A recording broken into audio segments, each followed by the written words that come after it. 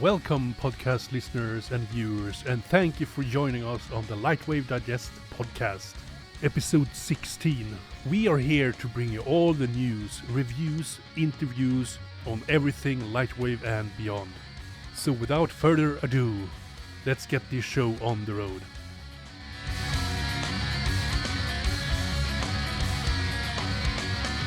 Hello, Andrew and Tony. Another month. Hello. It's been a busy last month, I think, for everybody. Yeah. I've been very zoned out and busy at work. Database zombie, just database fields, fill in database fields. Good timing. Halloween to be a database zombie, right? Yeah. Yeah, I've got to get a bit of a Halloween theme in there, haven't I? So, and you, Tony, how's your month been? Oh, it's been extraordinary. It's been wonderful. Busy, obviously, with doing 2 design projects for commercial spaces, which has been a lot of fun.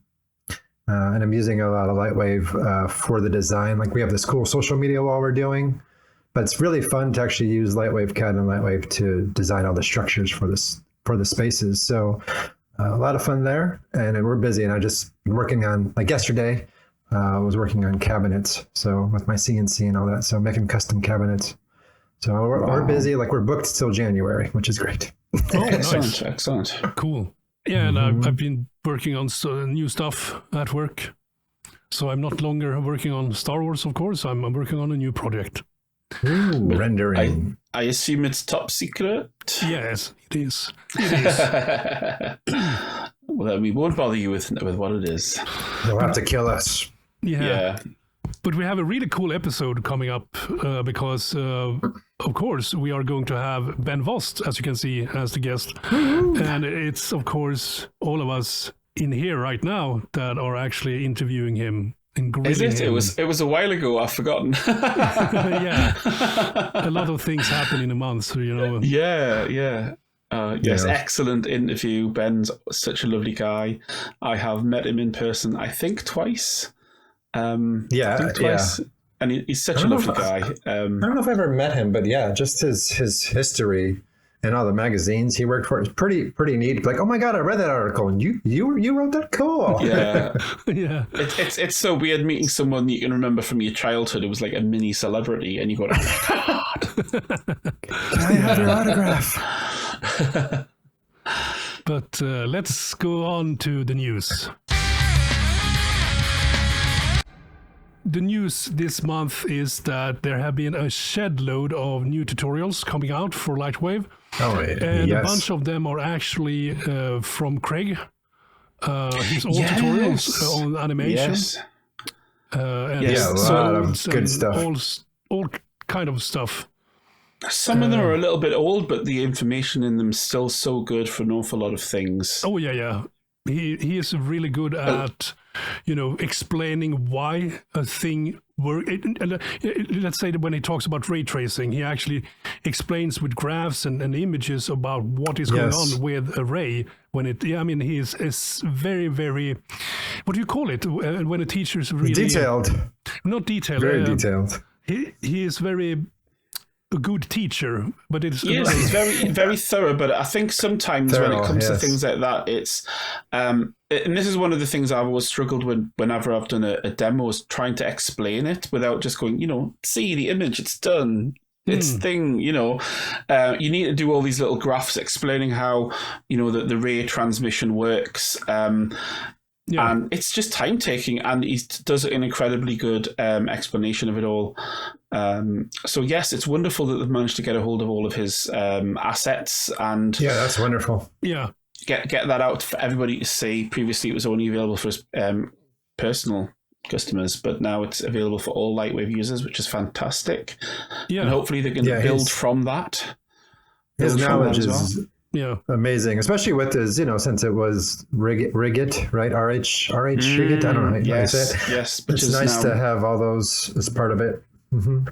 Yeah. Yes, I can now not know how to do rigging, but with a really cool new tool to do it with. I love it. It's a great tool. I kind of hope he does something new. I'm not sure what his status is, but I hope he can do some more LightWave Digital stuff. It'd be kind of neat. Yeah. Well, we'll see what happens, but yes, it's some really great stuff that has been integrated into LightWave. Yes, and what else has been happening this week before my headphones run out of charge? Yeah, there was a live event on this Saturday. They had a deadline. They had a deadline for the Halloween competition on the Friday. Spooky. Did we see who won, or did we not get that announced? They showed us. They showed us 3 images, which were one of them is actually they also asked us to look at it more carefully when it's released, because there is apparently 3 logos, LightWave logos, and it took them quite a while to find the third one. 2 of them you find fairly quickly. That's cool. And then where's Waldo of LightWave? Is that what's going on? That's cool. And then Steve Björk actually showed off an animation. He actually submitted an animation that is super cool as well. So yeah, I mean, the images looked really cool. Very, very, very nice and clean renders, and it's we are going. Were they all native LightWave renders, or were they? I don't know. They didn't mention any of that stuff, but I think in the next episode we might actually do a more deep dive into those images and take a look. Yes, that'd be cool. I actually liked what. Did you guys see what they did to the site? The FrightWave. I didn't. On the website? I'll have to have a look. No, I unfortunately I missed the event, which is why I'm being acting stupid, like I haven't seen it, because I haven't. If you go to their site, they changed it. It's alien theme with the sugar guy coming out of the egg. Yeah. Sweet. That was made by FrightWave. Yeah, it's fun. That's really fun. Yeah. Sean does a load of that type of stuff. He's a crazy master of LightWave and Houdini, so he can do all those like weird physics sims with fluids and stuff. Yeah, I mean, he had the sticky, gooey stuff on the egg. I mean, like that looked pretty sharp, and the little LightWave sugar cube character was inside of it. We need to get him on. But I think he's just so busy right now. So. I mean, he is on the list and he's been contacted. It's just a matter of getting a good time to fit him in. But he wants to be on for sure. And then also something happened. Juice and Giles had to sort of leave the live stream, and then Andy took the chance to show something very, very quickly show something without Giles telling him not to. That's the bad person to leave at the wheel, right? He just they are gone now. Let's. I want to show you this. They don't want me to show you this, but I will show you this. And then they showed it, and then he come back, and I actually looked at They actually released the video of the Halloween live event, and 2 hours ago. Okay, I gotta watch it. And they actually removed all the stuff that Andy showed. So I can't even watch it now. No. So you saw it, Cageman. Let's tell the audience what they missed. I can probably tell because everyone that was in that meeting will talk about it, so we can talk about it. And that is a auto walker for Rigget. Oh, nice. So essentially, what you do, you take the sort of like the main bone, like the hip or something like that, right? And then you drag it out on a path. Cool. And then you have the ground mesh, and then it will actually regenerate footsteps on the ground mesh, and then that's one plugin that does that. And then another script, it's script, Python scripts. The other Python script will then go through all these footsteps and IK place the foot on this uneven ground. That's neat. That's some really good stuff, because that would be like practical tools for people who aren't necessarily very good with like knowing how to do all of that. If you just go follow this vague path, stick to the ground, it generates a walk cycle. That's fantastic. And I mean that's something that is probably going to be expanded a lot on. The fidelity of it, I'm not sure about, if it would work for like super realistic human beings. It's probably better to use motion capture for that. But for cartoon stuff and making something really quick, it should work it should really work. Because the cool thing is that it actually generates keyframes as well. It's not like it's not baking the whole timeline, so it's full of keyframes. It creates a keyframe for when the foot is sort of going from one keyframe to then being stepped down into the footstep. Oh, interesting. And then it creates another keyframe. It does the tweens. Yeah, it does the betweens, so to speak. It makes the keyframes, and then the betweens you might have to sort of go back and sort of fill a little bit. If you walk up a stair, for example, it might be that one of the foot is going to be going through the stair up to the next staircase, and then you have to sort of fix that manually. But still, it's a time saver for sure. If it can get things to pin, I mean, one of the problems, hasn't it been with any auto rig type of scenario, is the feet can slide about on the floor, and if it will has some sort of a feature that locks them in place. Yeah, maybe it's rotate a little bit, but not like suddenly jump up and down and slide side to side. Like that looks awful. If it's got something that helps to lock those in place, that would be fantastic. Yeah, when I saw it, I can only remember it now from memory, but I didn't see any sliding of feet. So does it do uneven surfaces yet, or is it just yes, it's flat uneven surfaces? Yes. That's cool. That could be a game changer, I think. Yeah, that's what it showed. It was actually walking up sort of like a stair, and then it was like a ramp down, and it walked, and when we talked about the sticking of the feet, and from what I remember, there was no sliding anything. That's cool. Yeah, that's pretty sweet. I mean, we'll have to see what it rendered out for because sometimes you see a preview and you go, oh, that looks fine, and then you actually see the final thing and you go,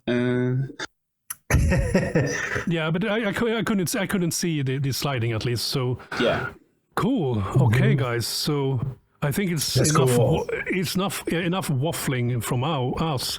I think we should go on to the interview now and enjoy the interview with Ben Vost.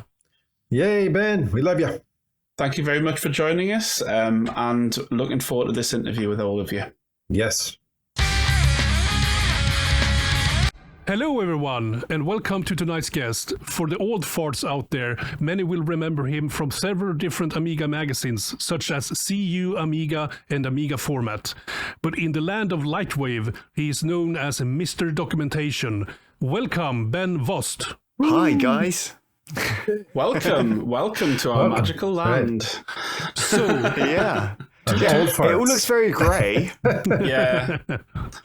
Yeah, but naturally grey. So to kick this off, before we go into all your career and all that stuff, with LightWave and also writing for these different magazines, the Amiga magazines, and also I think you were writing for 3D World as well at some point, right? But I was the editor of 3D World. Okay, so how did you actually come into, if you go back in memory lanes, your first computer experience, what was that, and how did you come into 3D? My first computer memory is the Commodore PET. There was one in an office down the road from us that I could go into as a kid. I was like 7 or 8. My first school computer experience was with the BBC Micro, and we had a lab of these computers. There were 30 kids in the class, and we had 10 computers, I think. And one of the really funky things, this was an 8-bit computer with a 32K memory, all told. And one of the really funky things that it had was this ability to have these sideways ROMs, they were called, that you plugged in. And one of them was this old newsreader, BBC newsreader called Richard Baker.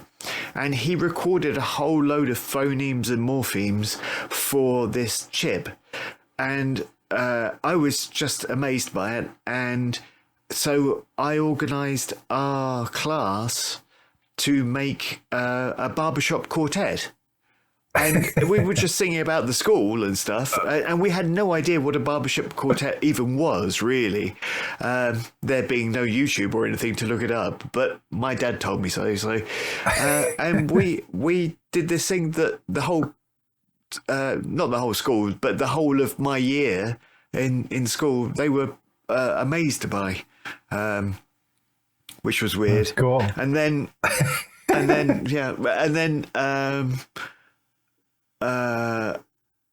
after school, I went to work in a computer shop where I was mainly selling 8-bit games.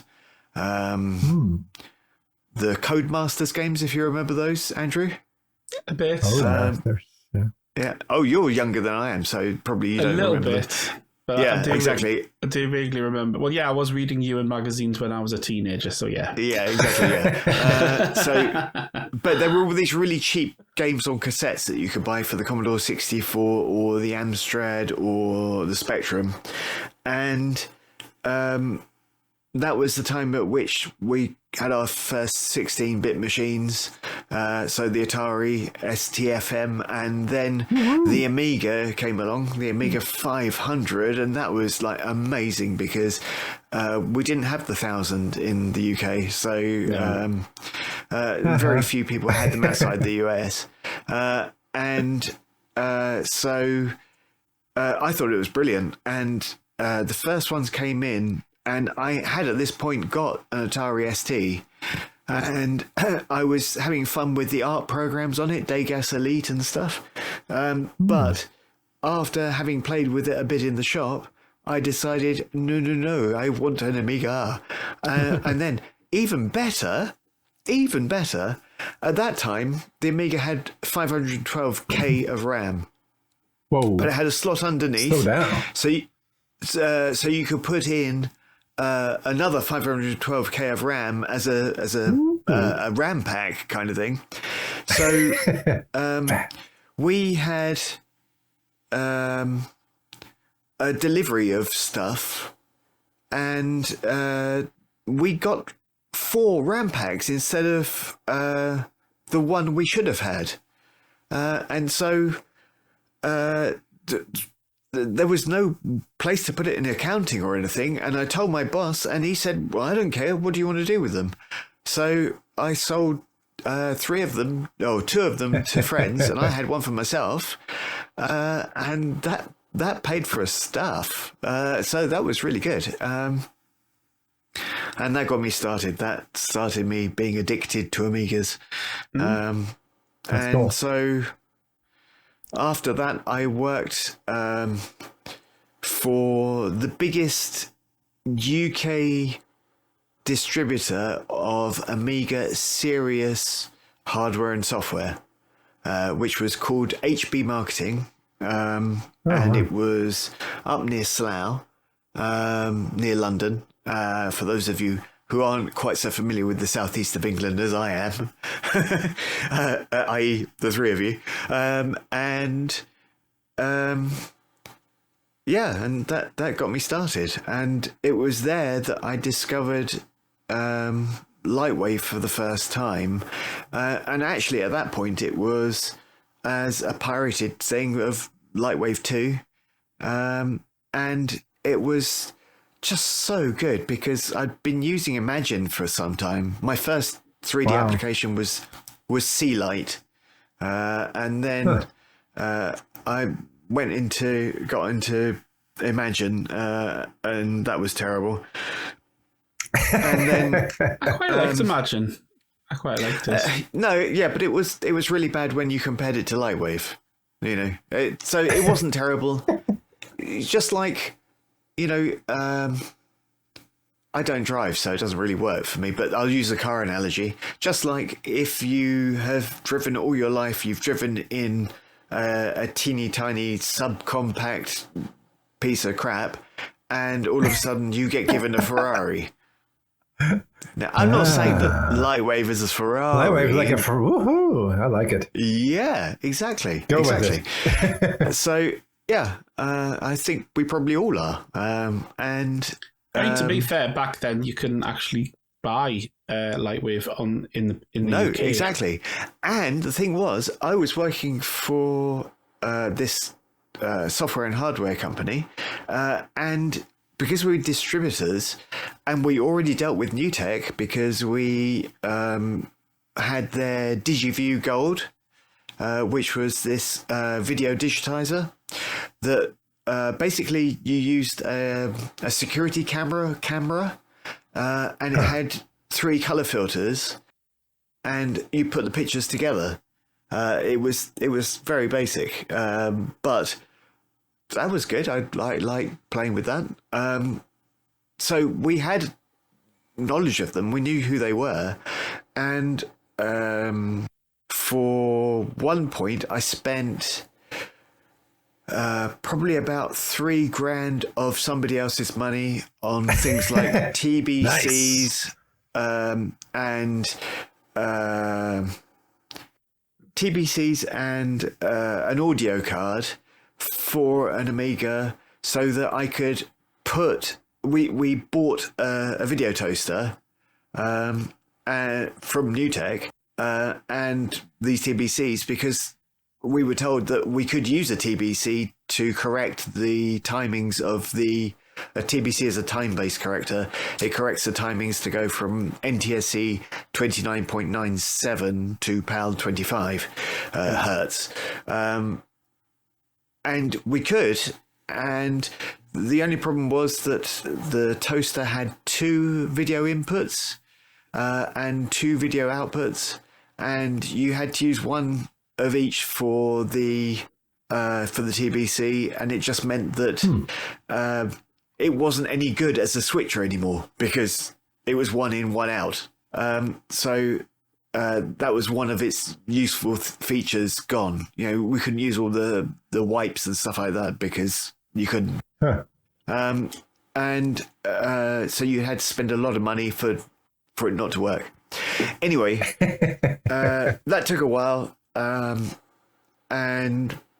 but we determined it wasn't possible. And at this point, we were LightWave 2.5, I think.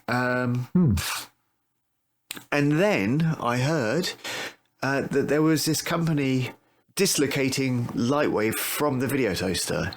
And their software was in early stages, but by the time LightWave 3 came out and was officially an update on the VideoToaster, they had worked out a way to replace the VideoToaster, which was the dongle for LightWave, with a little parallel port dongle that I could plug into the back of my Amiga, and that would enable me to run LightWave 3 before NewTek finally decided to separate the two and offer LightWave as a standalone.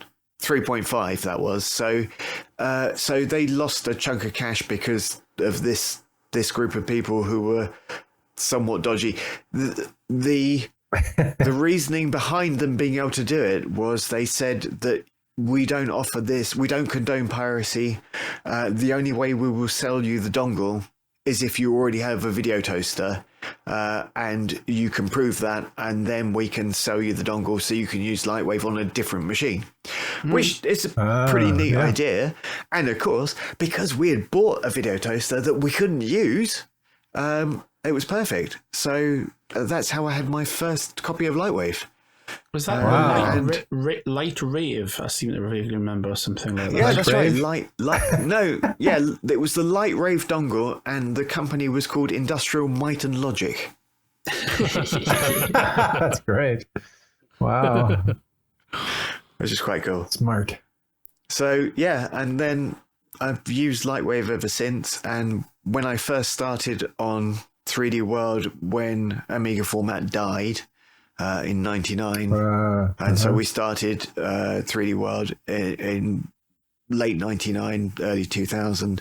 I was always pushing LightWave stories in there, and then when I became editor, that that continued. Yeah, that's cool. Well, yeah, except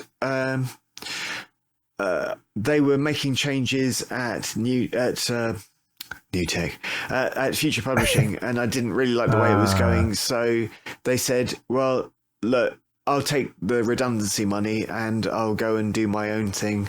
So I went to go and work for 3D Festival. I should have probably worn their t-shirt today, but and that was a 3D festival that was run out of Malmö. And it took place in Denmark. It took place in Copenhagen. So I spent a lot of time doing that for a couple of years, and then at the 3D festival, I met Franck Lafage, who was the boss of NewTek Europe, and we hit it off because he used to work at one of the biggest French distributors for serious software and hardware. Like I was at the UK distributor, and he said, well, come and work for me. And I just thought it was a pub offer, like one of those things you do when you meet somebody at a show and you're both a bit drunk. So you go, oh, you're the best, and so on and so forth. And so I waited until he asked me 3 times. And then I said, well, buy me a plane ticket. And I went over to come to Bordeaux, and so I've been here ever since, basically. That's cool. So all my work for NewTek and for LightWave Digital has been out of Pessac, which is a small suburb of Bordeaux. So what version did you start? What version was it with the with LightWave? Yeah. With NewTek it was still with NewTek Europe it was still 7.5. And then with NewTek US, it was 8.5 because in between those 2 times, Marvin Miller, who had been doing the documentation for LightWave, he left. And nobody ever saw him again. Oh, wow. Wow. So, they needed somebody to write the documentation for them. So I started doing that.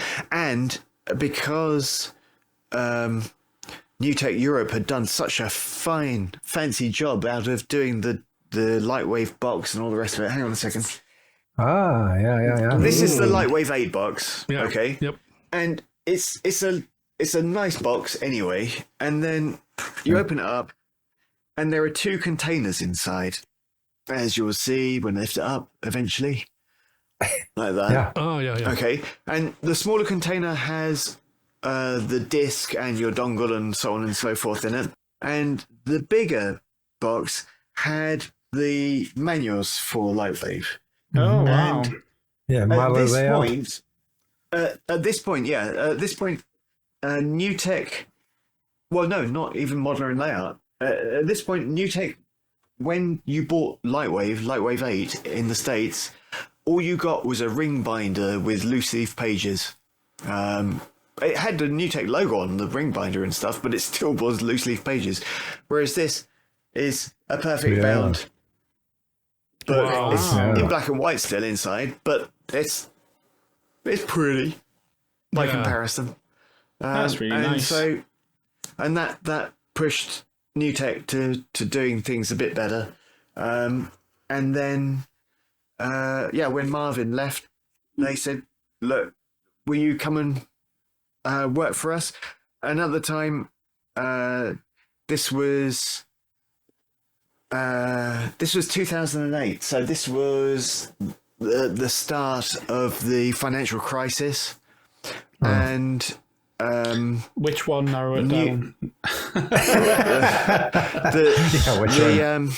This was the banking crisis. Yeah, I remember. And with Lehman Brothers dying and all the rest of it. And so NewTek Europe was struggling, and so they had to get rid of me, but they arranged for me to meet up with Donetta and I'd already known them, but to meet up with them online, and basically handed me off. So it said, please employ this guy because he's really good. And they were quite keen anyway because Marvin had gone. So I joined them on a part-time basis from my basement. Well, my office now. And I've been working on this ever since, which is kind of depressing when you think about it. Honestly, I think Groundhog Day for the manual. Yeah, I think that is really cool. But since you actually had access to some really cool Amiga hardware, did you ever actually get hold of the VLab Motion and Toccata to actually use MovieShop? I did have that because I was responsible for HB marketing. No, at that point I was at Micropace, which is a US distributor, but had a UK office for a time, and I was working for them at that point. But I was always doing R&D, testing new products to see what we should carry and what we shouldn't. And I spent a lot of time in Germany, so I was doing that. I was also visiting Villagetronic, and so my card was a Villagetronic Picasso 4 graphics card with the not very good sound chip on it that was supposed to offer this 44 kilohertz 16-bit sound, and it never really worked, so that was very disappointing. But yes, I did try VLab Motion as well. That was the first one. That was Motion JPEG. Yeah. It was cool. It was real time though, and if you had a Toccata, you had like true 48 kilohertz. I think you could push it up to or something like that. But yeah, cool stuff that you actually got to play around with that. I didn't only get to play around with it, I got to form people's opinions because we sold it. That's right, you selling it. Of course. That's cool. Oh, yeah. So, it's your fault, you're saying, basically. It's all your fault. That's right. Audio. So, now we know how to blame, yeah. So before we move on a little bit here, I mean, I'm also curious about, if you have other interests, like some people do photographs or music or whatever. Do you have any of those weird little things that you're having as a hobby? If you could look around on the camera, if I could turn it around, you'd see that there's a guitar and a ukulele that I don't know how to play. I really don't know how to play them. I'm not very good at all. So I'm not Andy Bishop. No, don't ask me to do anything. You can play while you clean I would have trouble to pick out chords. No, not even. And I got the ukulele because one of my great delights always has been language and teaching. And so I teach English to lots of people. I teach old age pensioners, grown-ups, business, children at various ages. So I do that still. In fact, I've got to go in a minute because I've got another class starting. No, just kidding. And cinema is a great passion of mine. I try and go to the cinema at least twice a week. Wow. Maybe more. Yes, we do often have cinema chats, don't we, Ben? You had a channel for that. That's right. Yeah. We did have, that's right. But it's kind of died off because we all talk everywhere else, kind of thing. So, and sometimes I'll go to the cinema and I'll say, no, that's it. I'm just going to the cinema. And this will be in the morning, and I'll be gone until like the last bus home at night, or whatever. And it's because I've seen 4 or 5 films in a day. So because I felt like that's cool. It's just a bit addicted, Wow! Is there any movie that you actually have watched 2 times or more just because you thought it was so good? Oh yeah, loads of films. I mean, going to the cinema, in the cinema too. Back. Yeah, that's the thing. If you have gone to the cinema to see the same, you go to the 2 o'clock show, then the 4 o'clock show, then the 8 o'clock show, the same movie. done that in a couple. I did that with Return of the Jedi, and I was still young enough to actually not need my parents to go with me because we were living in town anyway, and the cinema wasn't very far away. But so I would go on my own. But I did go in and pay for one ticket and then just stayed until they rolled it around again, and then watched it again. And at that point in time, nobody was checking that kind of thing, so it was fine. Just stay in the theaters, yeah. Yeah. Well, I figured I was owed it because when I did queue up for Empire Strikes Back, and that was with parents, we had to queue up for such a long time that the film went through once. So we queued up for 3 hours or something, just to see this film. Well, next time, just go and see Lord of the Rings, and then you won't have that problem. Do you know what? We actually, our cinema recently had a marathon to play all 3 films back to back on one day. Oh, wow. Extended edition? And I would have gone to see extended? No, because the extended were only on DVDs, which is what we've got at home. But really, it was. I went to see both. I went to see the original and the extended at the cinema. Back to Well, back. this was the cinema print. So. Because in the UK, they brought out the extended edition at the cinema at around the same time that you could then see the next one. So definitely, I remember that's doing cool. That, yeah. Oh, that's cool. The only one I went to see in the cinema in the UK was Fellowship of the Ring, because by the time Two Towers came out, we were living in France. And in fact, Finn, my son, has a vivid memory of seeing the Two Towers, although he would deny it now. But he certainly kicked the inside of his mum's tummy all throughout the film, especially when you've got the drums going. Dun, dun, dun. That's cool. Yeah. And the extended editions of Lord of the Rings, the first 2 films extended editions were okay. Apart, I could have done without Tom Bombadil's song in the first film. I didn't need to have that, and I didn't know I didn't need to have that until I started hearing it on the screen, and it was like, God, I know I've read this book so many times, and I know that this is going to go on forever. I don't want to be here. And then the Return of the King was just dreadful. All the stuff they crammed in the end with the hobbits bouncing on the beds and going at each other and hugging and stuff. And it was just... I loved all of it. I'm not taking this. Fight! The extra stuff they crammed in was good, but those bits just felt like tacked on, and it was unnecessary. It wasn't unnecessary. But if you got too much bread, you're saying. Yeah. If you are a Tolkien purist, A, you wouldn't go and sit at the cinema anyway, and B, you'd go, well, I'm glad they didn't put Tom Bombadil's song in because it went on for too long. I don't know. So I really love film. I wanted to study film, but I'll rewind a bit further. I've always loved film, and my first knowledge of archaeology was seeing Indiana Jones. Oh yeah. Okay. However, at the school I was at, my secondary school, I was doing Latin anyway. So, but I was in the first year or second year.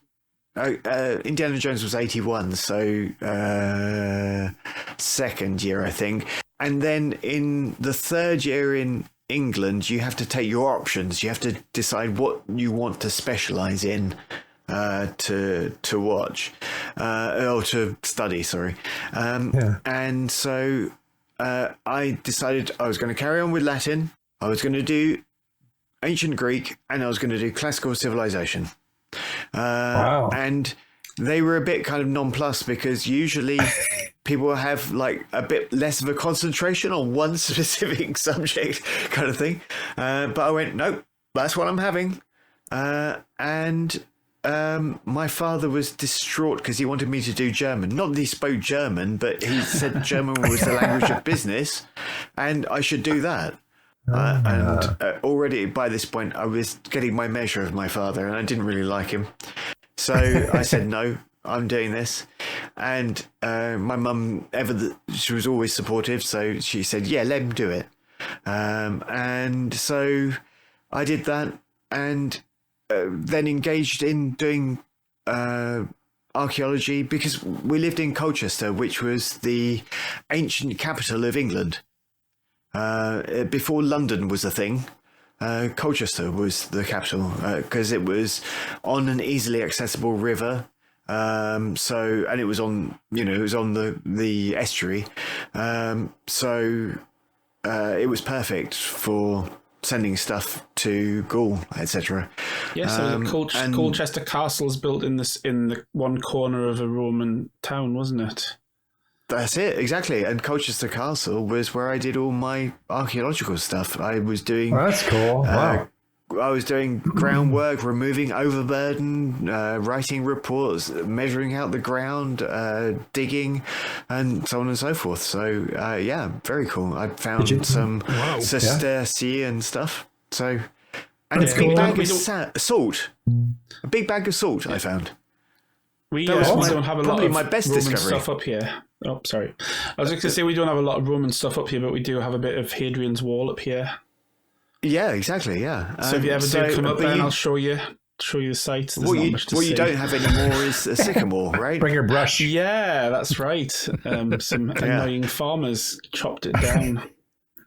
Apparently.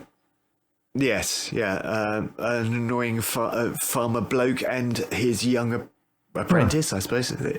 Something like that. Anyway, I wanted to do archaeology as a kid, and then I left school too early, really. I didn't go to uni or anything. And part of the reason I didn't was because I was going to carry on with my classical studies and going to linear A and B. I wanted to study them, really going back, because I got the Saturday job at the computer shop. And I discovered the Atari ST, and I discovered the Amiga. You see, it all comes around. Yeah. And so you never know. We might have been able to decode linear A if Ben had actually went, but now we don't. It's your fault again, Ben. Exactly. Again, it's all my fault. It's all coming back I'm around. completely cognizant of the fact. Yeah. You became like the technical writer and documentation person for NewTek at LightWave 7, between LightWave 7 and LightWave 8, right? And for NewTek Europe, yeah, that's right. I was writing interviews, and I was also writing kind of tutorials for people, because this was before YouTube. Oh yeah, absolutely. Can you imagine? This is such a long I'm going to say ago. as well, Ben, because you've missed it out. I mean, I used to really like the NewTek Europe site because it had a load of really cool interviews and stuff. Exactly. That was before you went and worked for NewTek, because you missed that little bit out. That was our, other than Flay, if everybody remembers that. Yes, if you past a certain age, But I mean, the NewTek Europe site was the best site for really cool interviews, like visually incredibly engaging. Obviously not as many videos back then, but there just wasn't. YouTube wasn't really even hardly a thing back then. It wasn't all a thing. just It was, beautiful stills. That was 2008, so it was before our time. Yeah. So how do real player or something weird like that? Yeah, exactly. But the one video I really wish we'd managed to keep was the video that I got when I did the interview with Sunrise Studios in Johannesburg, and that's the place where Neil Blomkamp was the art director, and Sholto Copley, who I spoke to, was one of the animators. Was the CG boss and the animator, the chief animator. And he had this great video that's lost to the sense of time, which was this kind of boot camp for new LightWave animators. And it was Sholto standing over, pretending to be the gunnery sergeant from Full Metal Jacket going, "You worthless maggot," kind of thing. And there's a student in front going, "Click, click, click, left mouse button, right mouse button, left mouse button, right mouse button," and stuff like that. And it was so good. But that's gone. That's a shame. I'd like to have kept that. So yeah, that they were good videos, and quite often they had bits with them as well. So we had my first meeting with Khalid Al Moraki, and he gave away one of his animated characters, boned and rigged and all the rest of it. And we always had a bit to give away, so that was good. Yeah. So and they're still on. You can still read them on the Wayback Machine, and I think probably some of the archives are going to be there. It's just things like the real motion or real video won't be. Yeah. Because Oh yeah, sure. That's pretty cool. Yeah, I mean, so being the guy that do the documentation of LightWave, you also have to use it a lot, obviously. Yeah. But I also, I'm kind of curious, along the way you have learned LightWave and also you write documentation for it. What other programs have you added to sort of your workflow, like a Fusion or Oh no, we have to go back again. Still, Oh. we were talking about HB marketing. So at that point, I had access to the world's Amiga library. So I had Turbo Silver, and then I had Imagine, and I had Real 3D, and I had Sculpt 3D, and then I had Sculpt Animate 4D, and that was the most expensive piece of software I'd ever seen at that point, and Cinema 4D, and I started the translation of the manual for that from German to English, because I speak some German, just not enough. I do it all with AI these days. So and then on 3D World, I used Softimage and XSI and Maya. I never used Houdini because that was after my time, if you like. Oh, yeah. and also before we left England, I was working with a friend of mine who was the Premier Centre for 3D scanning in the UK. He had the original Cyberware scanners and stuff like that. So I was doing a lot of work fixing up scans, using the different software for that. And I had SGIs and I had other Unix boxes. It was lovely. Wow. That was good. So, yeah. But nowadays, apart from LightWave, what other tools do you end up using? Well, nowadays I don't tend to bother very much. I use Blender a bit, particularly for flip fluids. I really like how fun that is to play with, but I don't like Blender. I really am envious of the fact that its user interface is scalable. I'm really envious of the fact that they have flip fluids and that it works nicely. I don't like how bitty it is. I'm really envious of the fact that its font sensitive interface is great as well. But I'm not envious of just how bitty it is to use and how everything is buried deep inside stuff. Everything in LightWave is a bit more on the surface. It's not completely on the surface. It's a bit more on the surface. So I don't use any other 3D software these days. Any 2D, like Fusion or Photoshop? Or... I have... one of my first teaching gigs as well was working for a school in nearby that taught LightWave, and so I got a job there teaching LightWave to architecture students and also general graphic artists, people who wanted to work in games or just in video, for instance. And so I have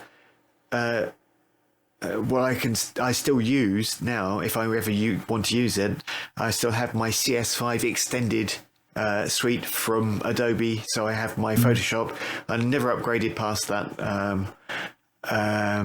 I certainly didn't want to be paying them a rent for Photoshop. Yeah. So now I'm trying to really get good at Affinity. And then I've got Resolve, and that's kind of it. Audacity, like I was saying when we first started speaking, I use it occasionally. When I have to record a lesson for somebody, sometimes they want me to do that, so I've got a little library of lessons and things like that. So that kind of thing, but no 3D other than LightWave. Yeah, cool. Really. Yeah. What about in the past? Did you use it, like when you worked for 3D World? Did you use any others for articles or stuff like that? Well, when I was working on 3D World, I did have to know Maya and XSI specifically, because I was talking to those guys all the time. So there's a guy called Jason. I can't remember his name. We always called him Chinny. So if he's out there, hi Chinny, and the various people from Alias as well, when it was still Alias before it was Autodesk, and the people from 3ds Max as well, from Autodesk for that side of things, Discrete even before it was Autodesk. And I had to know what I was talking about, particularly when I became editor, because I had to make sure that if I had writers telling me stuff, I needed to make sure it was, accurate, particularly when it was just tests that people wanted to do for me. And I'd say, well, write me 500 words on Maya, and I'd need to know what they were writing about was actually true. Did you do any of the reviews at all? Like, did you get to do any of the reviews of any of the software? Yeah, absolutely. I did reviews for all manner of software. In fact, before 3D World started, I did the review of LightWave 6 for Computer Arts magazine. Now, LightWave 6, you'd think that I would have made a big hoo-ha about the fact that we had the complete rewrite kind of thing. But I really didn't. It was not a good review. I'm not proud of the fact that it was not a good review. What'd you give it? You remember? Oh no, I gave it a good mark because it was LightWave, so it's my fave. But I hadn't been using LightWave for a while then, and the LightWave 6 just felt like LightWave to me. So I didn't have a critical eye on it in the way I should have. So I'm not proud of that, but there you go. So, yeah. And then I have to tell you also, just backtracking to the Amiga days, by the end of Amiga Format, when that came to an end in 99, Amiga Format had gone from having at its highest, at its peak, they had a readership of 500,000, but sales, because the thing is, in the UK, you've got this thing called the ABC, which is the Audited Bureau of Circulation. And it's actually, I think it's around the world now, but it started in England. And it's a company that exists to give you sales figures for magazines, so that magazines can say to advertisers, look, we sell this many copies, but we knew that our pass-on readership was enormous because, particularly in the States, where a copy of Amiga Format would maybe cost $10. So people didn't have the cash for it, but they could find someone who had it and would read it over their shoulder, kind of thing. So under my editorship, it went down to 11,000 400. Now, I'm not saying it went down from 161,000. I need to check that for you now. Let's say 20,000 down to 11,000, but it still was almost half in numbers. And at that point, Future Publishing decided to pull the plug. And it was after that they came up with 3D World, because Computer Arts, which is a huge magazine, still is, did this 3D special that was extremely popular, and I had helped writing on that because I wrote a LightWave thing for it and stuff like that, and they went, "Ooh, there's a spin-off here," so they did a spin-off as 3D World, and so I was on the launch for that. But the problem was we were living in a flat, and I didn't have the room for all my Amiga stuff, and I had a Cyberstorm 060 in a tower case with a 4000 motherboard in it, and I didn't like the computer, the kind of Frankenstein nature of it. I loved my 060 card, but what I really loved was my 3000T. That was my favorite computer of all time. And so, because I wanted AGA, even though I wasn't going to use it for very much apart from games, I needed to have this other thing.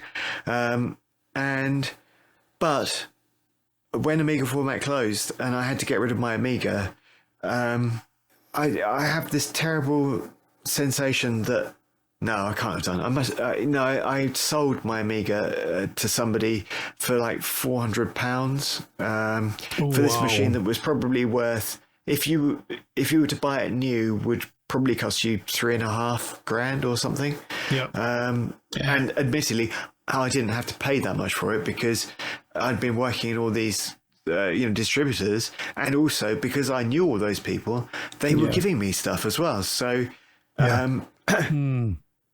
and in fact, the Cyberstorm 060, I'd saved up enough money to buy a Cyberstorm 040, and I went over to Germany to go and pick it up from him in person, kind of thing, to say to Wolf Dietrich, who was the boss of Phase 5, that I've got the cash to buy this, and he went, yeah, well, we don't have any 040s left at the moment, which I don't believe was true at all, but we want you to have this.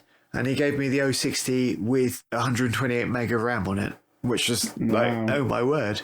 That was lovely. Yeah. The Amiga days were fantastic, and when Amiga Format closed, I cried my heart out. That was terrible. Yeah. Did you know who worked on the New Techniques magazine or any of those LightWave publications? Is that NewTek itself? That was NewTek itself. New Techniques was. They had, in fact, that's how Wes Beckwith got his start. Oh, I think that's where he got his start there, and then he was doing his own stuff, and then he ripped off a whole bunch of people. So, oh wow, yeah. Was that the Spin Quad forum thing as well? Sort of. No, that was. Oh, right, yeah, because he did have control of that as well, didn't he? For eventually, it was a couple of guys, and then he took over the full thing because, well, to be fair, he was paying for it. That was Curve Studios, right? Curve Studios or something like that. Yeah. Yes, that's right. Curve Studios. Because it was William Vaughan's thing to start off with. So that's right. Spin Quad. Mm-hmm. Yeah, I just was wondering because since you've been in publishing, and if you knew all those other magazines that existed in that era. Because I still have a bunch of New Technique magazines, and I think I don't remember if LightWave had a magazine. No, not as far as I know. And I've still got my copy of 3D World with my artwork on the cover. That's cool. It's still hanging behind somewhere. You. Hanging behind you. It's probably there somewhere, but I can't remember. But that was after my time as well, wasn't it? I think it was, because the editor was Steve Jarrett, I recall. Oh, right. So that was just after I left them, because Steve was a good friend, and he kind of took over from me because he was already a managing editor at that point. So he actually had loads of magazines under his belt, and was working on them. And then he took over 3D World until they found somebody else. So yeah, okay, cool. Yeah, when it comes to oh, sorry, but when it comes to magazines, I remember ordering the backlog for a magazine that was made in the UK, not UK, US, by, I think it was a couple, right? And they had a bunch of writers and stuff like that, and they had lots of articles about visual effects and stuff, but there was also this, articles about LightWave and stuff like that. I can't remember the name of it. Was it Cinefex? No, not Cinefex, no. There wasn't an Amiga magazine that continued after Amiga format, and I can't remember the name of it now, because I used to get them both. Amiga. Well, there's the one that's out now called Amiga Action, I think. Mm-hmm. Which I bought a copy of. Wow. Was there a VideoToaster magazine? I don't remember. I don't know. I couldn't tell you. You'd have to tell us. Because why would they sell that in the UK? Over in the UK. Yeah, exactly. Read all about this hardware you can't buy. Oh no! I think I have a VideoToaster magazine somewhere. Yeah. I think I do. I just actually found that magazine because it was under the table here. It's called. Cool. It was called HDRI 3D. Oh yeah, HDRI. Oh yeah, that's a good magazine. Yeah. So I have all the issues of that one. Yeah, that was a short-lived magazine. It was probably like about a year, right? Like 2 years or something like that. Because I subscribed to that. Yeah, I remember that. But it was incredibly popular because it had a lot of really cool, dense, good information about LightWave stuff. Yeah, it did. Yeah, because there wasn't any other source for it at that point. What was the year on it, Cage Man? What was the year? I'm holding issue 17 here, and it says 2008. Right. Okay. So yeah.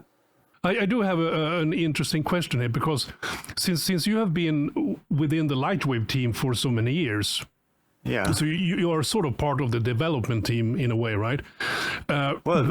My name was on the list of developers for all the last versions of LightWave that NewTek did. Exactly.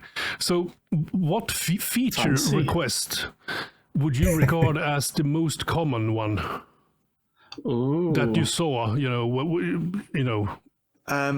Well, I think there was some really annoying guy who just kept going on about a render layers thing. He was some Swedish guy, I think. Of course, he's gone now, hasn't he? So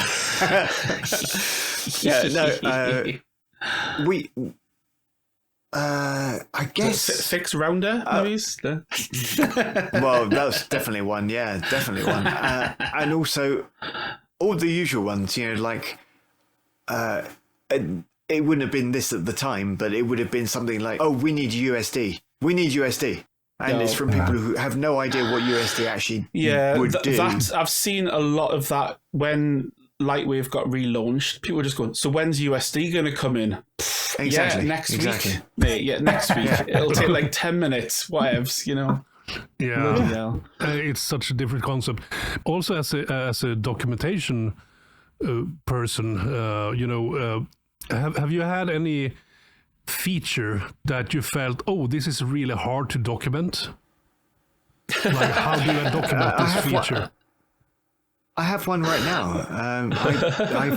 I find it really hard to document Rigid because I can watch Craig's videos and do it based on those, but that his videos are from the version 1 of the software, so they're talking about stuff that either is no longer in version 2, or there's been other things added to version 2 that aren't in his videos. I don't know which it is, and I don't animate. I'm not a character animator.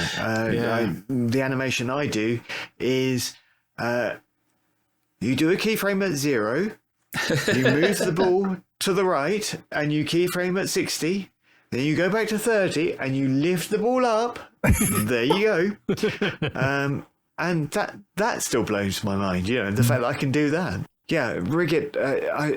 I've been beating my head against the rock trying to work it out. And on Tuesday, we're going to do a big old meeting and see if we can do more on it.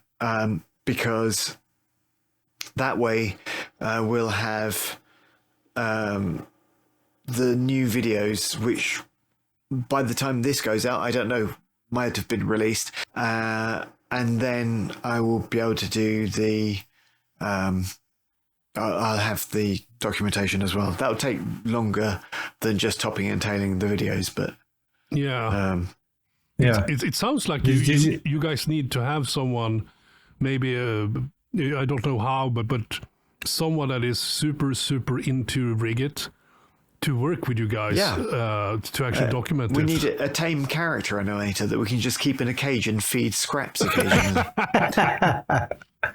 I wonder if, I don't know if he uses it, but Ryan Roy used to be very good at doing stuff like that. But I don't know if he used Rigit, but I don't know whether he would be a good person to work it all out. Well, yeah, but don't forget that he was also a great proponent of Genova to some extent, but it wasn't that. It was it was the Japanese animation system that we had. You're talking IK Booster. IK Booster. IK Booster. There you go. I was about to ask you, like, if you wrote the documentation, because that was the one that never really seemed to. NewTek didn't understand what the heck they had. Well, I mean, exactly. It wasn't finished, was it? No, it wasn't. It wasn't finished. But likewise, neither were the dynamics forces for our FX tools. They weren't finished either. Although they're still pretty good. Yeah. We use the wind tools and stuff. They still work well enough for Hollywood. Yeah, I remember actually using IK Booster for, we had this really huge grass, like tall grass scene where a soldier is sort of like walking through it, or not walking through it, but sneaking through it, right? And then he has his hand up and then brush away the grass. And we actually used IK Booster. This was all, this ended up actually rendering in LightWave as well, because Maya just crashed with all that stuff that we tried to bring into Maya. Yeah. So and this was LightWave 9. Too many things moving about. Yeah, exactly. But LightWave just handled that like no other render engine at that time. Almost, it felt like that at least. Nice. But it was. Dynamics, right? IK Booster Dynamics. Yeah, exactly. So it actually did the collision detection. So I had some colliders on the bones of the character. That then, when he hit the grass, it's actually, the IK Booster rig of the grass stuff, it just reacted to that. Nice. Super cool stuff, to be honest. It was a really, it was a fun thing to play with. The only thing I never liked it was the IK, the planting of the foot. The switching between IK, FK was kind of neat. You can actually move the handles away from the model and have it hanging above. Yeah. But it definitely was and you can go back to the standard channel gizmos, right? Do the modifications, then go back to the IK, which had its own. But the planting of the feet and, trying to make them from out sliding, I think for the dynamics and stuff, like William Vaughn did a bunch of tutorials too, right? But he did, yeah. Yeah. I was hoping it was, if they had fixed that pinning to the floor with it, I think would have been. Maybe they will. Really, really neat. Maybe they will. You never know. Maybe they will. They got Rigit. I liked back in the day, it was AC4 auto character rigging 4. Yeah, that was. And then way back in the day, I can't remember it either. I think it was an Asian. He did it. He took Williams Vaughn Ninja, and then he would use him as his demo. And then he did a Tiger demo thing as well. Yeah. Yeah, I think it's Oh, auto character animation 4, something like that. It was a great rigging system. Yeah, because there's also a load of weird Japanese stuff which doesn't come out of Japan, but whenever you see it, you go, "Wow, what's this like, Maya?" Oh no, it's just this weird Japanese animation plugin that no one can understand. Yeah, that's right. Because it's basically comes in Japanese or nothing. Probably also in-house as well, right? Which, sorry? Probably also in-house tools that they have developed and never released. Oh yeah, but I think some of them are actually like things that you can get, because again, in the same way that NewTek Europe created its own stuff, NewTek Japan did its own stuff as well, and some of those did come back. It's just that I think some of those things are a little bit so complicated that it's almost like meant for that's its problem is when you have like a pipeline tool that's designed by a studio, you can't always bring it into it meets their needs and not anybody else's. That's true. It's built for their purposes only, type of thing. Third Powers, that company's really good at doing that. They took their tools and brought them over. I wouldn't be surprised if he was involved with the studios, because of how they're so good at doing that type of thing. I think Third Powers was essentially some technical directors and coders that sort of like, we can make this into a usable tool and sell it. Yeah. And he never came out with that. Remember, LightWave Digital now has the thing where you can draw, right, the spline and have the flowers on it. The Third Powers had a tool like that. He was developing something like that, or they would sketch in the. I don't know whatever happened to it. No, I think that was more like the Blender one where you're just painting over. That Third Powers one was like a paint on the screen. Paint on screen, yeah. Yeah, like the Blender tool, which I can't remember the name of. Canvas. Grease pencil. Grease pencil. So I think you must have seen that and went, oh well, I can do that in LightWave because they're crazy and they can do things like that. And you may or may not have finished it. I hope he's still around. Well, they updated the plugins, right? Recently. I thought they did for the 2023 release. They said they updated their plugins to work. So obviously, LightWave Digital is. I mean, I would actually probably really love it if they came and started doing in-house stuff. But then, is there any plans, BV? Do you know if LightWave Digital? Because I always wanted NewTek to do it. I don't know why they don't do it. Like have like a month where they try to sell the software, but work with the plugins developers with some discount, like say, hey, Third Powers plugins are 50% off if you buy LightWave or something. I always thought that would be a real good boost. So instead of just getting a light version, they just say, hey, why don't we just work with the developers, get some discount? I'm sure in the past. Sometimes. Yeah. Didn't they like partner with Fusion about LightWave 8 or something like that? They did. Well, that was all NewTek Europe. That was all NewTek Europe was again. It? Yeah. We had. I would love for them to do that because there's still great plugins out there. Be great for them to say. There's still plugins that are still live. I mean, they should do that with Michael Wolf. Maybe some of his plugins are really absolutely. Oh yeah. One like once a quarter, and then you might be like, "Oh shit, I want that." Yeah, just come with Nodemeister and his plugin set pack. EXR Trader. Yeah. Oh yeah. That's. I think that could help boost sales, or at least maybe the new launch. Like, hey, we got all these discounts from these plugin guys. Get them now because they're discounted. Yeah. That would be really good. Get like Michael Wolf. I'm sure that the who we've just been talking about as well. I'm getting tired now. Yeah, LightWave CAD. LightWave CAD. You know, there's a bunch of really cool developers still going. And in fact, there you go. That's exactly an example. They did LightWave CAD as well. Yeah, LightWave CAD was given away free with LightWave by NewTek Europe. Yeah, the first version, and that was one of the things that I chose to make a giveaway. And we also gave away Aura. We gave away Ion. Aura. I remember that. Fusion. Fusion. Horror. Well. Yeah, but I think that talking to Michael Wolf about EXR Trader, because EXR Trader is still the only way to actually export cryptomats. Yeah.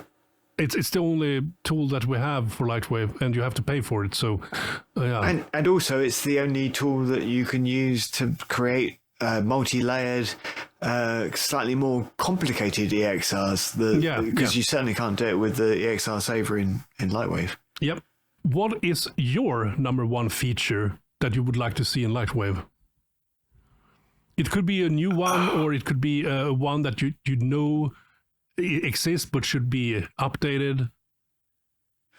Okay, well, the thing that I think is absolutely vital for an upcoming version of LightWave is that we get presets sorted. I want presets to be one of the most important things, and so that they're updated, that you can have a scalable image for them, so that you can get new presets from the internet, not having to have LightWave actually be able to talk to the internet, and pay for things, because I don't know if you guys have got any of this giant Megascans library, seeing as it's free at the moment from Unreal. I haven't actually played with that stuff yet. No, sorry. What did you know that there's a script you can run just to? Yeah, they've got 18,500 or so items in their library, and anything you've said that you are interested in is yours for free forever, basically, and it's only until the end of this year. Oh, okay. But start downloading. Yeah, well, Michael's probably the only person here with big enough hard drive, so... yeah. I am the one that needs to download that stuff, I guess. Yeah, you're going to have to get all them downloaded. Exactly. Because I reckon that's going to take longer than me downloading my Plex library, that's for sure. And especially since some of the things come with 8K textures, and 8K EXRs are not small either. No. There are files, there are image files, just image, not video, image files that are over 500 megabytes. Yeah. Which just seems crazy to me.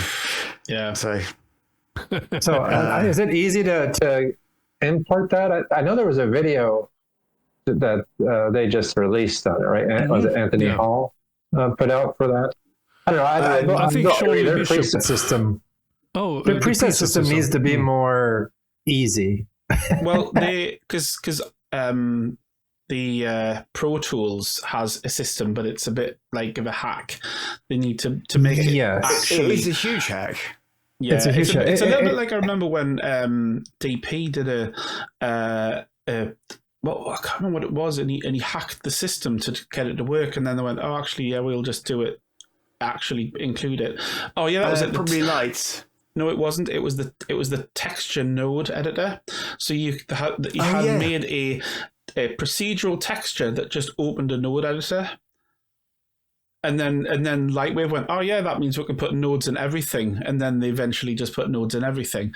But it was that kind of like, oh, that's a really clever workaround. So you can do. But then he was also the person that had a geometry light first. Yes.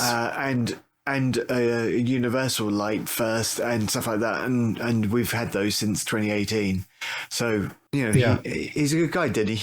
I would quite like to see his many of his tools just integrated directly into, or kept at an asset store, as you've mentioned. Something to make it more, because the software we use, like for interior design stuff, everything's immediate. Like you have your model thumbnails, you have your favorites, you have, when you upload, you go to mine and here's my uploads.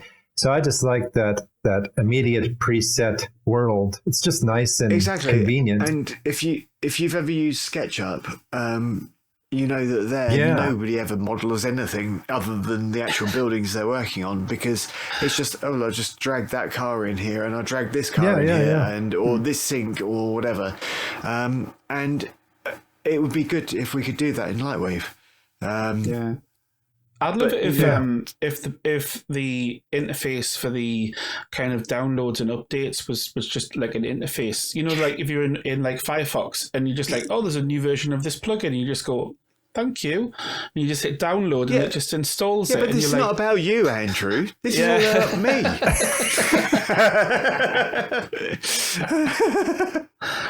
You're supposed to say, "I agree with you, Ben," and then say that what you want. Yeah. No, I agree. I agree. But and also, if you load a scene and it says, "Oh, it seems you don't have the plugin that is needed for this scene. Would you like to go and download it?" That would be so cool. Anything. I know some people don't like the online thing, but I think that's definitely the way to go. Presets would make it more intermediate. People could just start playing. Let me just load this car in because they have access to it because they typed in car somewhere. One of the huge problems that we have now is that if we want to move a scene, we've got to do package scene and send it out to somebody and everything. But if you use the LD presets, scene presets, you'll find out that it just puts it all into a zip file, which can be then loaded into LightWave from that zip file if you load the preset into the presets library on another machine. So, why can't we just have that? Yeah. I like that. And also all our preset surfaces, for instance, all of them, all the ones that are in the presets library for LightWave and have been since LightWave 7.5. Yeah, that's right. They're old. Well, no, there are new ones now. There are 2018 based ones, but they're PBR all ones. Procedural. They are all procedural. They because they cannot have images they can't store other things added because we can't support them. So, but the OD image presets, surfaces presets, can have, because again they're encapsulated in the preset they made. So it's absolutely hacky. But let's stop it being hacky and add it to LightWave. It's just needed. Yeah. So that's my one major thing. Then that's not very interesting. But no, I think that's great. No, workflow is so much quicker. Can I have two? Can I have two? Yeah, sure. You can have as many as you want within reason, obviously. Yeah. Okay. Well, I'd like LightWave to take over the world. No, the second one would be if we could have a font-sensitive interface. So you could actually use the fonts you wanted to in your LightWave, and it wouldn't matter what size screen you were on, whether you were on a 4K screen like the ones I've got that I had to squint at to see what I'm doing.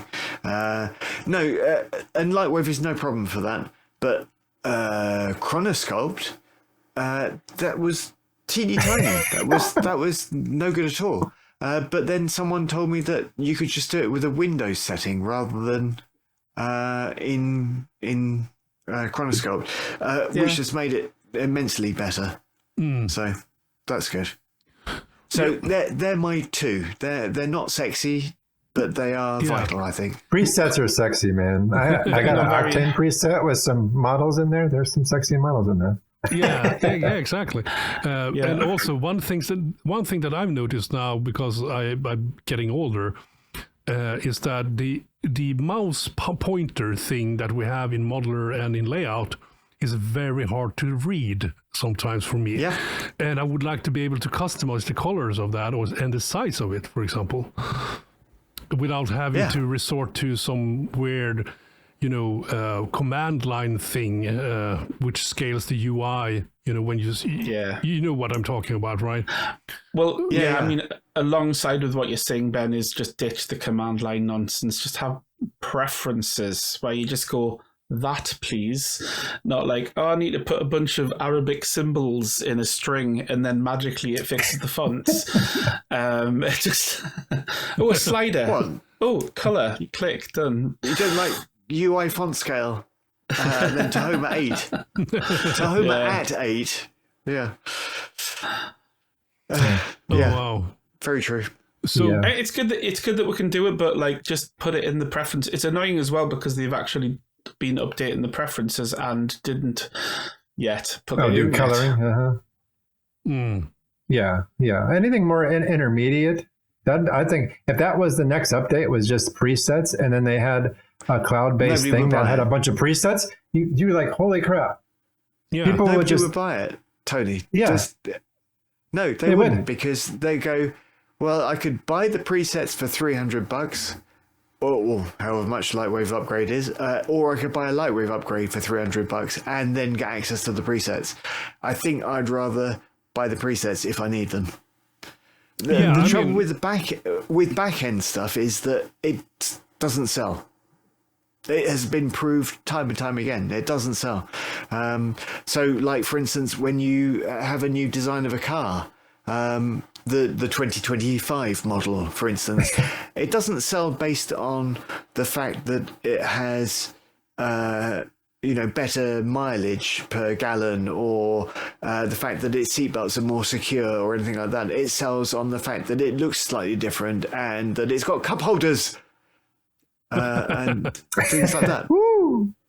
Yeah, sure. Little features. Yeah. I think presets would be great.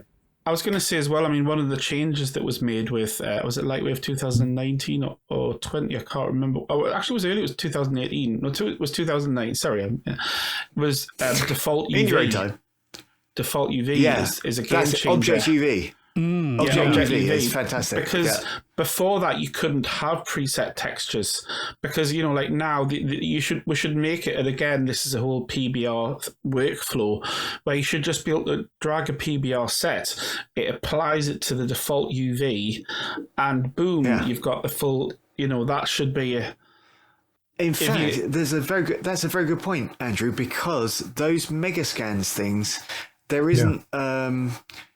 because it's not a surface, a kit bash thing or whatever, they're all individual models. So you bring them in and then you've got the textures. So you go, well, I'll bring the textures in.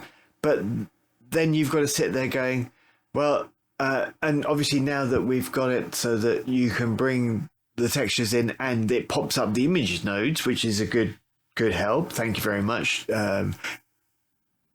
Somebody. To this.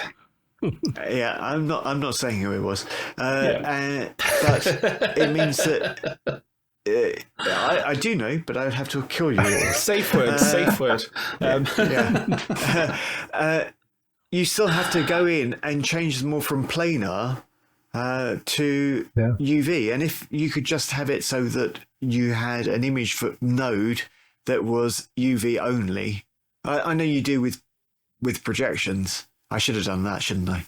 Well, no. If you use the modern image nodes, which they were kind of halfway finished and then they stopped and then we got stuck between two, and those by default will work with the default UV unless you put a projection in.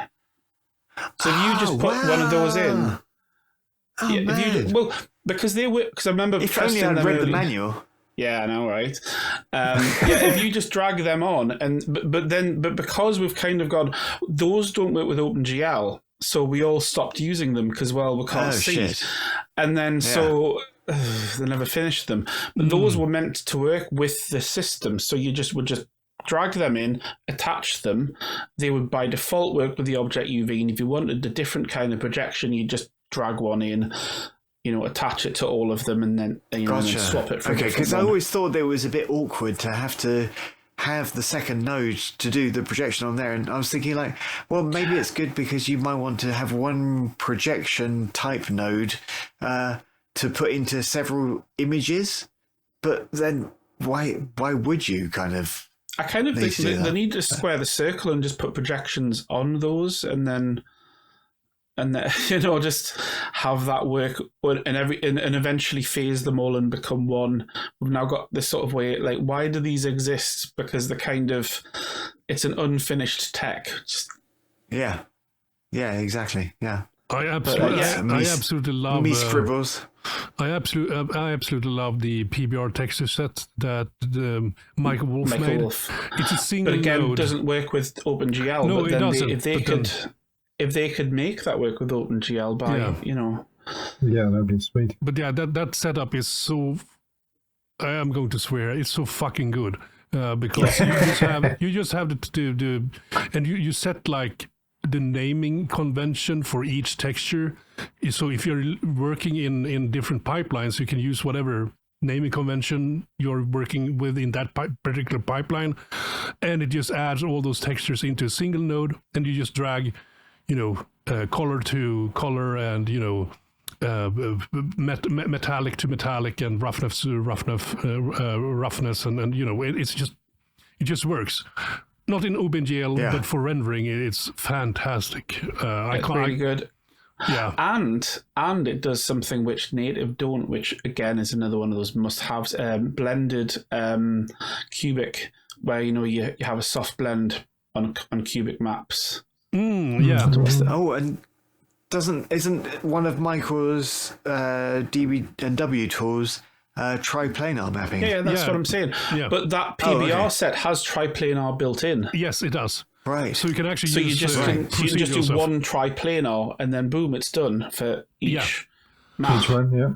Because I downloaded some PBR texture sets that are not connected to any sort of type of object, right? You just have, here is, asphalt, for example. Surface. Yeah, exactly. Right? Yeah. And then you have the textures, and then you just put those into that node, and you can try planar map it and actually make something that looks pretty darn good procedurally, in a way, but with textures. So yeah, there's lots of stuff there to work on, I guess, for the future.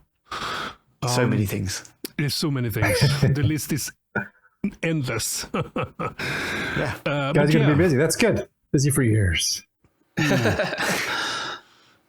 But yeah, I just want to also mention how amazing the new documentation is, because and this new the design also with you can have this dark mode and stuff like that, and it's also cool. really easy to find stuff as well.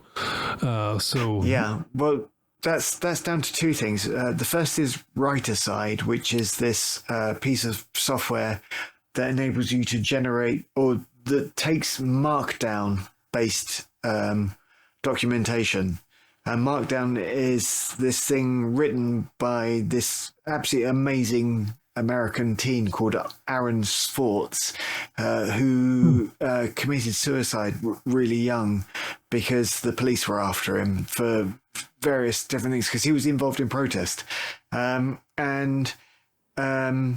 he killed himself. And anyway, Markdown is this brilliant way of doing simple markup for documentation. So if I want to do the title of a page, and this is a thing or the title of a document, then I just use a hash symbol, space, and then the word or words I want to use. If I want to do a chapter title, I do 2 hashes, a space, and the words I want to use. So I want to do a subhead 3 and 4 and 5. I think it goes up to 7, but you wouldn't ever want to because it's going to be small and bold. And then everything else is just basically on the keyboard. So if you're writing, you can just write. And you don't have to look away to try and click on an icon or anything like that, which is fantastic. And then it converts it all into the HTML used at the end. So one of the things that, in fact, anybody watching this or listening to it, if anybody would like to get involved, I really need the 2020 documentation that's up on our site to be converted with Markdown. And there's already a system set up for it. So if you find me on Discord, I'm BV. I think I'm just BV. Yeah. So you'll be able to find me. And there's an old docs section of the LightWave Discord channel. And because I really would like to get all of the old docs converted to Markdown, and at the moment they're living in an old documentation section, pre-2024 docs. But what I want to do for 2025 is combine all that together, so it is just one contiguous set of documentation rather than being these 2 separate silos. the search functionality on with Writer-Side, because it's thanks to them, they use a third party to do the searches. But that is fantastic, because that search takes all of the kind of information you use for SEO, for search engine optimization, and applies it to writing in a document. So I love the fact that when you do a search, it says, oh, do you mean this? Or these searches would fit in with what you're looking for and stuff. And it's just brilliant. It's so fast. I love it. I wonder if there is a tool out there which will convert HTML into Markdown. There are, and you can use them, except what this is Confluence made HTML, so it's got the funky features that had that are ruined by it becoming bog standard HTML. So things like the table of contents you can't expand it and make it small again, and it's not dynamic generated, it's static on the page. So anytime anybody converts with that, which they can do, you still have to clean up a bunch of stuff. But yes, that's a good way of doing it. Yeah, possibly. I'm just thinking if you could copy, just go into the HTML of the page that you're looking at, copy it into a window, it'll convert it into this type, clean up the mess, and then paste it into the new docs. Yeah, I had noticed that you've been doing that, and there's a bunch of people have been putting in an awful lot of work behind the scenes. So I was going to ask about that. So and everybody gets credited. Yes. So if you look at any of the pages on the 2024 docs, particularly the modeler docs, you'll see at the bottom of each page there is a many thanks go out to someone who basically did this for me.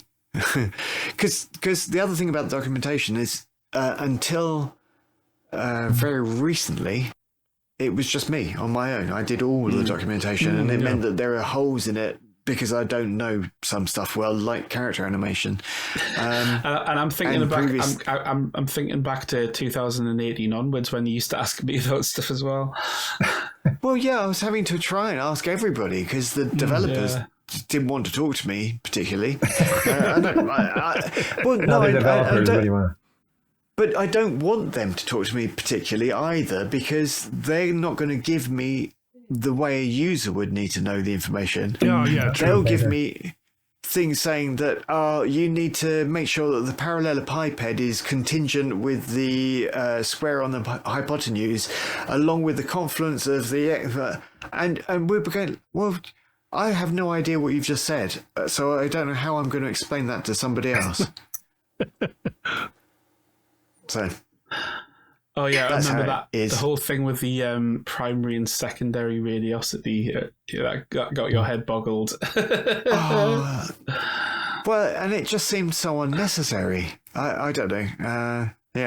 It did. It still does to some degree. It still does. And there's reasons why I think it didn't work properly, and well, we all know why. That might want revisiting actually, because it might work properly now. Well, let's do multiple levels of subpatching first. Yay! Sadly different programmer. So moving forward a little bit, one of the things that I have really liked about this new LightWave Digital team is that you have been really, really good with communication, and also these live events that you have done. And apparently you guys are going to continue doing at least once a month thing, maybe a presentation of what's going on. But for you, as someone that actually works with the team, there is this question: what do you think? How to sort of manage the community in staying positive, constructive, engaging, and energetic? Yeah, well, do you know, one of the things I think that is the biggest problem when you go dark is that the community doesn't know what to think and they cast around for something else to do. Just the fact that the number of people who've said to me, yeah, I'll give you a couple of hours of my time to do some of the old docs, that's fantastic. And they like it as well because they feel appreciated, and they like it as well because they get their name in lights. It's not really in lights, but in pixels. And they like it as well because it gives them some agency over with LightWave. You know, everybody's helping out.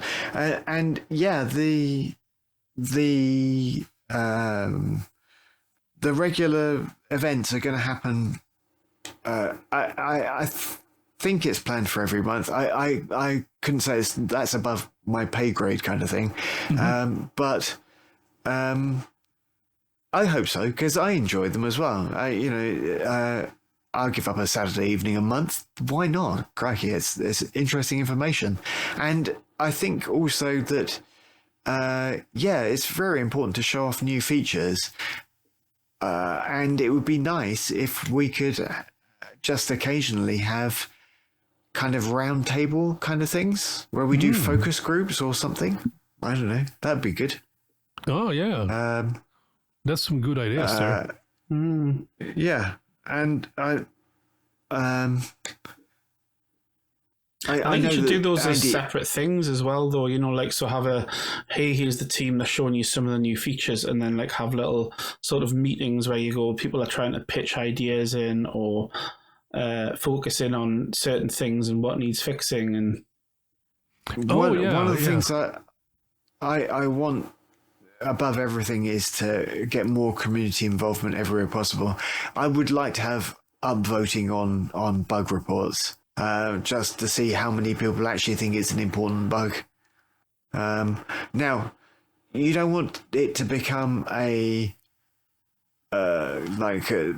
that becomes the be all and end all. Oh, my bug has got 50 upvotes, so I must have it solved in the next version. Otherwise, I'm just going to throw my hat in or whatever.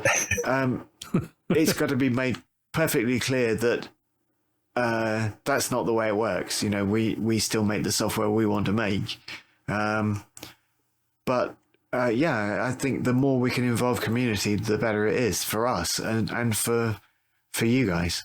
You know, you guys. Mm-hmm. Yeah. Yeah. You're not you guys. Otherwise, you'll just get 3 billion votes for USD, which no one was saying they were going to do. Yeah. Well, thankfully, there's no bug report on that. That's a feature request. That's a different thing. Yeah, true. Yeah. But even then, perhaps having it for feature requests, and then we could say, listen, we've actually got 1,000 people that want us to do this. What are the chances? Can we do it?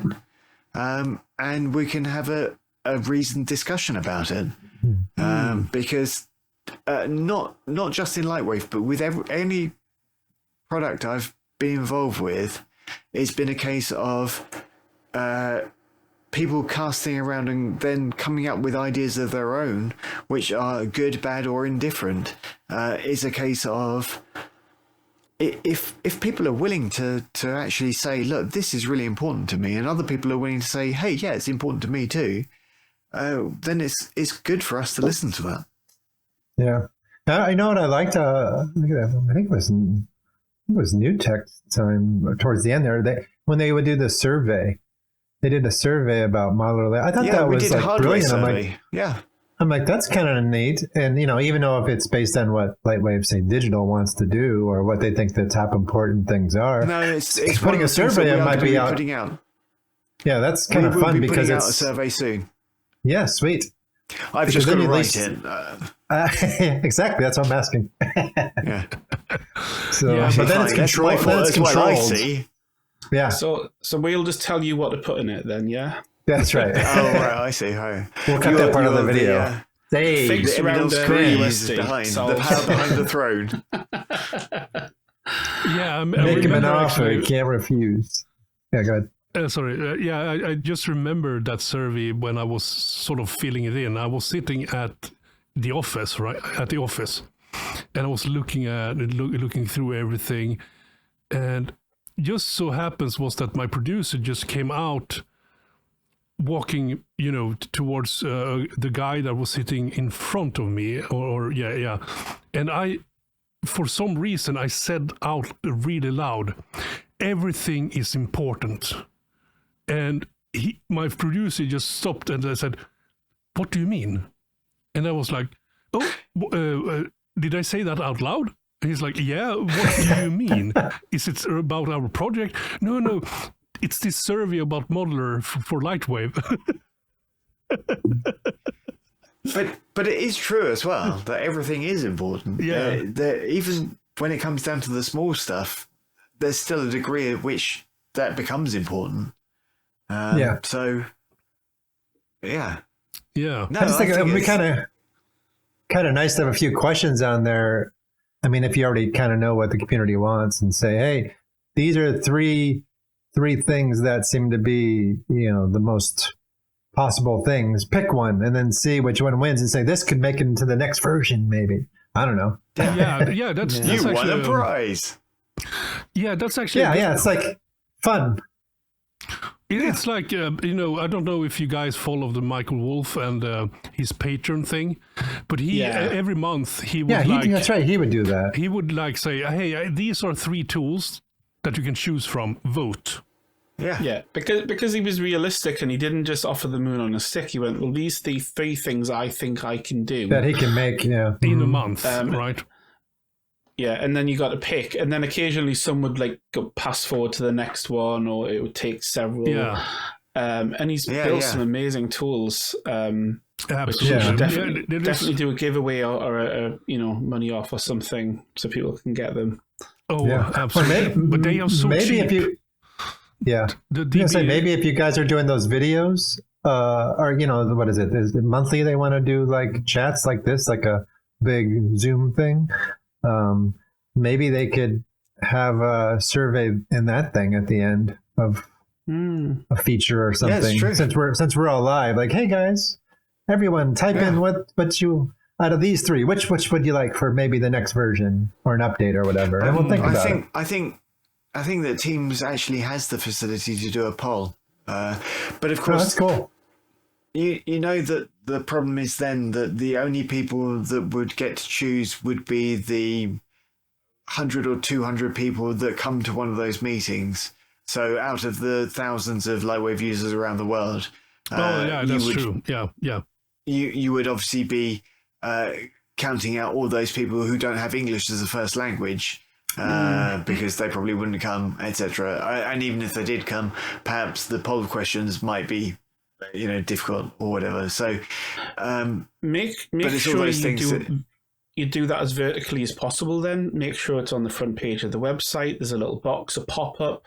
Make sure that you can have them involved. That you send it to all of the people who are those top tier people that always tell their followers, put it on all the Facebook sites. Just kind of get that interaction as much as possible. Yeah. If they live in a cave, there's only so much you can do. I'll send it to Taylor Swift. Yeah.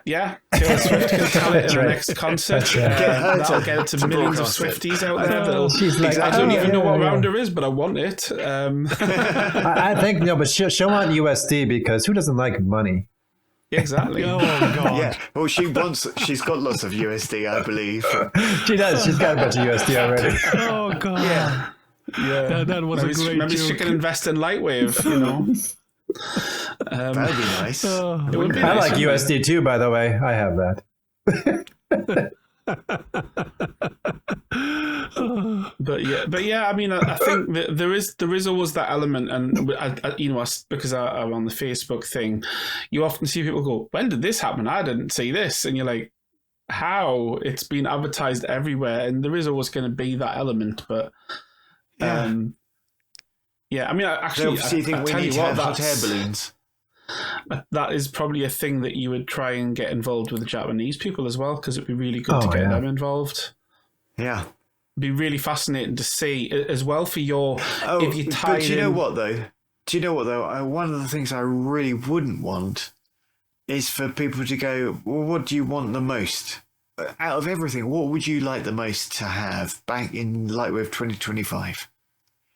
And I can guarantee that there'll be enough people who go, I want the 2015 engine back. Is there anything we didn't ask you that you would like to talk about?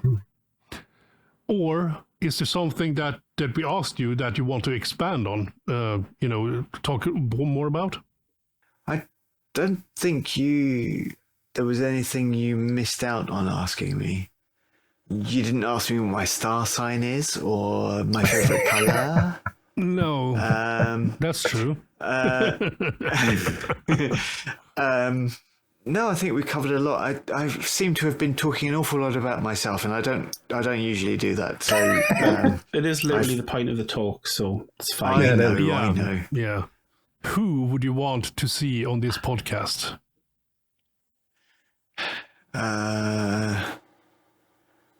Tim Jennison. Oh yeah, that would be great. Oh wow, yeah. I would like Tim Jennison. I would like Steve Worley. Oh yeah, Steve Worley. Wow. I would, and obviously they're not going to have up-to-date information, but it would be interesting to talk to them in the same way that you're talking to me. Be up to date. Actually, exactly. Steve Hurley. Yeah, Steve Hurley's doing rounds now. Don't think I've ever seen anybody do any interviews or talking to him, and yet he's done some amazing stuff. Absolutely. And you can just say, so when did you first write F prime? And watch him get annoyed. Walk out of the interview. Yeah. Worley! Yeah. Oh, sorry, did I get the wrong guy? Can you get him in? Yeah. Do you know him? Sorry. Do you know him? That's right. But they did work together, right? Yeah, absolutely, yes. Yeah. Thank you so much, Ben, for being on this show. We appreciate you taking the time of your busy schedule to talk with us. Thank you so much, Ben. It has been a complete and utter pleasure. I don't often get to talk about, my dark and distant days and stuff. So, and I just talk about me all the time. Wow. But yeah, no, it's back to the been really good fun. With you. Yeah, exactly. Yeah, it's been really good fun. Thank you all for watching and listening to this month's episode. Be sure to tune in next time so that you don't miss out on all the goodies we've got for you. In the meantime, if you have any news stories you'd like us to know about, you can reach us in the comment section or send an email to lightwavedigest@gmail.com with the word news in the subject line. If you enjoyed this episode, be sure to like, subscribe, share and comment. Your engagement is really important to us, so thanks in advance for your support. So until next month, always light the wave.